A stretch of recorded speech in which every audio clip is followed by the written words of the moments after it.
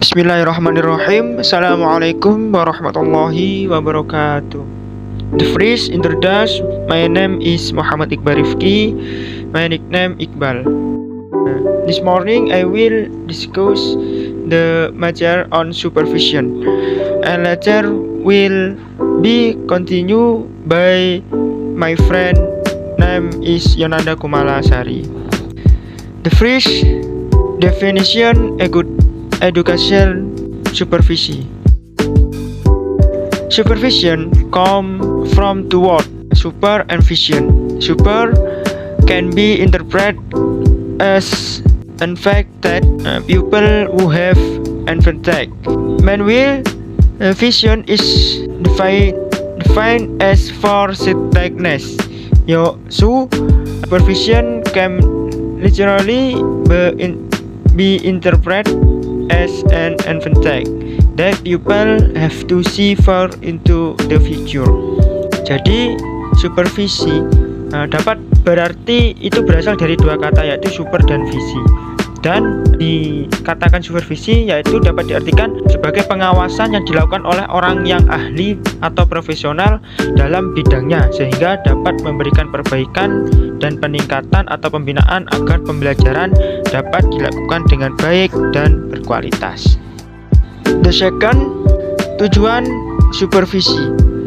P.E. Suherjan state that the purpose of education supervision is to provide service and assistance to develop teaching and learning situation carried out by teacher in the classroom. In general, the purpose of education supervision according to Saiful Sagala is to assist teacher in seeing the goals of education, guiding the teaching and learning experience, meeting student learning needs, assessing student learning progress, fostering work morale, adapting to the community, and fostering school. Saiful Sagala tadi menambahkan bahwa tujuan diadakannya supervisi pendidikan adalah meliputi hal-hal sebagai berikut, yaitu satu, membantu guru dalam mengembangkan proses belajar mengajar.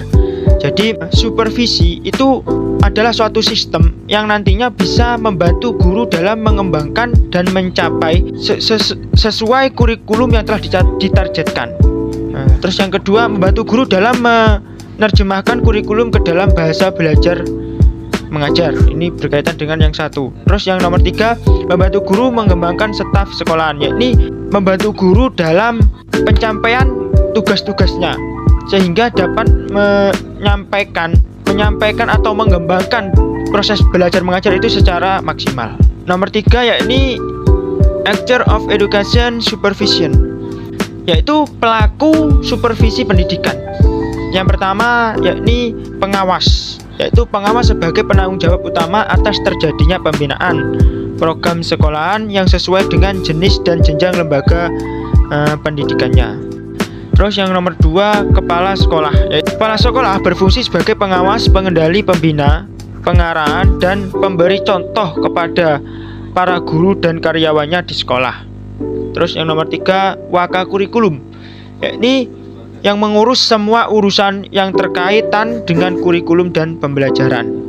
Yang nomor empat, waka kesiswaan, yakni melakukan upaya pembinaan secara intensif. Terus yang nomor lima, wali kelas, yaitu personil yang bertanggung jawab atas kemajuan siswa di kelas tertentu. Jadi pelaku supervisi atau supervisor ini diperlukan dalam sebuah instansi untuk membentuk suatu supervisi atau sistem yang nantinya bisa membawa sebuah instansi itu menjadikan sebuah instansi yang bisa mencapai target yang diinginkan, yaitu melalui pengawas, bisa kepala sekolah, wakil kurikulum, wakil kesiswaan, dan wali kelas yang telah saya sebutkan tugas-tugasnya tadi ketika menjadi supervisor. Terus ada juga pelaku super pendidikan yang nomor 6, yaitu petugas bimbingan konseling, yaitu petugas bimbingan konseling sebagai pelaksana bimbingan studi, yakni mengolah data tentang hal-hal yang sangat berkaitan dengan upaya meningkatkan prestasi belajar siswa. Bimbingan konseling ini mengatur atau merangkul semua karyawan atau para guru ini untuk membantu para guru mengumpulkan data-data sehingga data-data tersebut bisa menjadikan perubahan pada sebuah instansi tersebut. Terus yang nomor 7 yaitu petugas perpustakaan. Petugas perpustakaan bertanggung jawab pengelola perpustakaan, dapat membantu peningkatan prestasi siswa melalui pemanfaatan bahan koleksi perpustakaan. Jadi petugas perpustakaan ini membantu para siswa itu bisa belajar langsung dan tidak langsung. Belajar langsung yaitu belajar langsung dari guru. Sedangkan belajar tidak langsung itu belajar melalui karya-karya yang telah ditulis oleh para ahli-ahli, yakni yang biasanya kebanyakan itu ditaruh di perpustakaan. Nah, petugas perpustakaan ini yang akan membantu peningkatan prestasi siswa melalui pemanfaatan bahan koleksi perpustakaan. Jadi siswa-siswa dapat memudahkan para peserta didik atau siswa-siswa untuk mengais ilmu yang lebih banyak dari berbagai macam para ahli. The next is educational supervision techniques. The first is class visit and observation. Class visit are visit by the principal or supervisor into a class during learning activities to see and observe the teacher being supervised. Tujuan kunjungan dan observasi kelas yang pertama, membantu guru yang belum memiliki pengalaman yang cukup. Yang kedua, membantu guru yang sudah berpengalaman memahami dan memperbaiki kekeliruan yang dilakukannya. Yang ketiga yaitu membantu guru baru atau guru yang baru pindah. Kemudian membantu pelaksanaan proyek pendidikan. Yang kelima, mengamati perilaku guru. Yang keenam, mendengarkan narasumber mengajar. Yang ketujuh, mengamati para tim mengajar, lalu mengamati cara mengajar dan membantu pemaksimalan dalam pemakaian media pendidikan.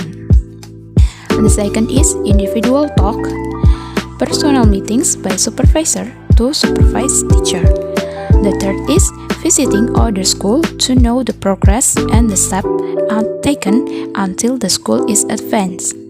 The fourth is professional reading to increase knowledge and be useful in improving teaching and learning situation better.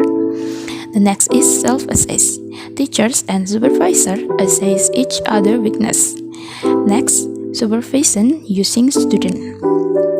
Give some question to students related to teaching and learning the material that has been taught by supervised teacher.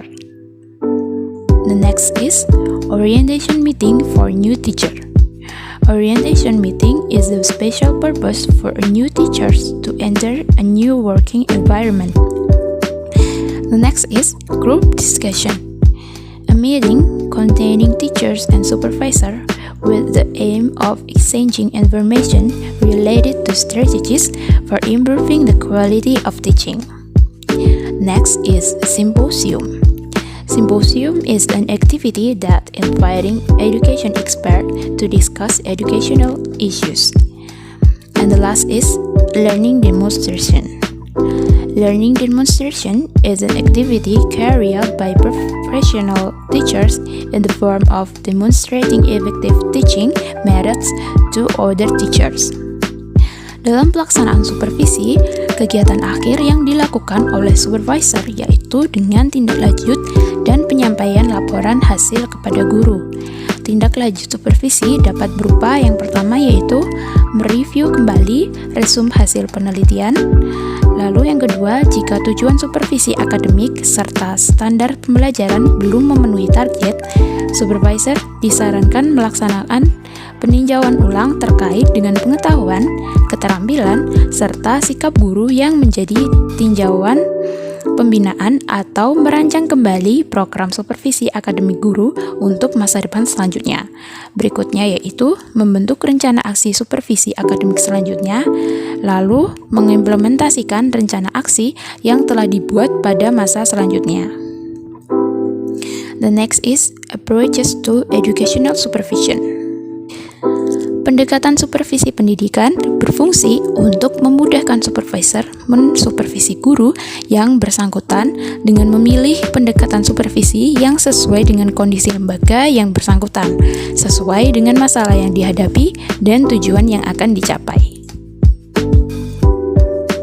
The first is collaborative approach. Supervisi kolegial merupakan proses formal moderat di mana dua atau lebih guru bekerja sama untuk perkembangan profesional guru. Beberapa bentuk supervisi kolegial menurut Kimbrough adalah sebagai berikut. Yang pertama, pertemuan guru dengan agenda yang jelas membahas topik yang berkaitan dengan kemajuan pendidikan di sekolah. Yang kedua, lokakarya atau workshop, yaitu kegiatan berkelompok yang terdiri dari supervisor, kepala sekolah, dan guru untuk memecahkan berbagai permasalahan yang sedang dihadapi melalui percakapan dan bekerja secara kelompok. Yang berikutnya, observasi sesama guru di dalam kelas, yaitu dengan melibatkan rekan guru untuk menilai dan melihat kegiatan pembelajaran di dalam kelas dengan keberhasilan serta kekurangannya. The second is individual interview. An individual approach or individual interview is an opportunity provided by the principal and supervisor individually with teachers related to the problems that related to teacher professionalism. The individual approach embeds the teacher's personal responsibility for his or her professionalism. Yang ketiga yaitu pendekatan klinis. Pendekatan klinis merupakan pendekatan yang berfokus pada peningkatan pembelajaran dengan tahapan yang sistematis dalam perencanaan, pengamatan, dan analisis yang logis dan intensif terkait dengan penampilan pengajar yang nyata dalam pengadaan perubahan dengan cara yang rasional. Berikutnya yaitu pendekatan artistik dalam supervisi pengajaran. Pendekatan artistik dalam supervisi pendidikan adalah setiap bentuk layanan bantuan profesional kepada guru dengan tujuan perbaikan pengajaran dan kurikulum melalui proses yang membutuhkan kreativitas, intuisi, kecerdikan, dan keterampilan yang dilakukan oleh supervisor dalam kegiatan supervisi yang belum disepakati secara tertulis dalam rangka peningkatan mutu pendidikan. And the last is scientific approach. The scientific approach in the supervision of learning is closely related to the effectiveness of learning by responding to the deficient in assessing the effectiveness of learning. Thank you. If you have any question, please write down on comment or you can write your question in our WhatsApp. Thank you. The last we say, wassalamualaikum warahmatullahi wabarakatuh.